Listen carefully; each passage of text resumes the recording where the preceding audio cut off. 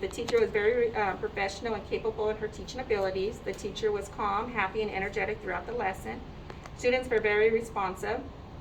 There was a great relationship with the teacher and the students. The teacher made sure to include the whole class and not just those with the hands up.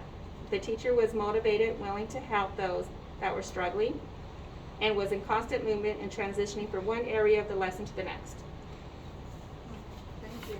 And am I able to ask a question? Yes. Okay, so one of the things that, now that I'm thinking back about the video you just showed me, one of the things that I kind of struggled with that we had talked about were students with an IEP. So I have a student that's in my class that has an IEP, and he has a really hard time just staying focused and gets really upset easily. And so he does have a classroom buddy that works really well with him, but she left on vacation. So the day you came in, he didn't have his buddy. You probably noticed which student it was in the classroom.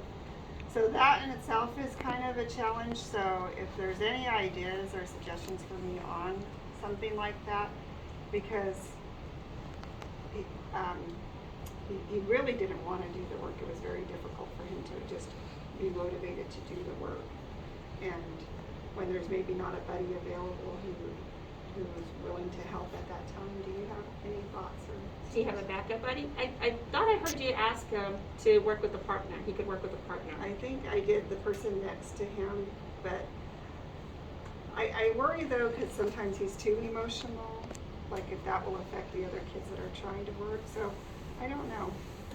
So that's something maybe. Or maybe you could pull him to the side and work with him a little bit too. And I think it's just different too, you know, with COVID, because I don't want to put him so close to other people who maybe are not willing to have him.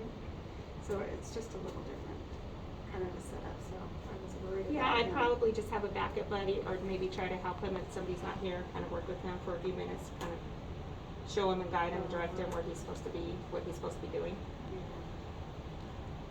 Okay, so I went over those two areas that I want you to focus on. And the elements for number one. I'll go back to the first page. Yeah. Connecting students' prior knowledge, life experience, and interests and learning goals. I saw that you did that. You were doing that with the kids. You were going back to the previous lesson too. And they were able to remember how to use irregular words into sentences. So that was good.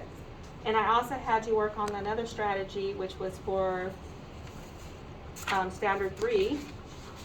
And that was check for student understanding by asking students questions and then having somebody else repeat what they said. And I heard you do that. So that was really good.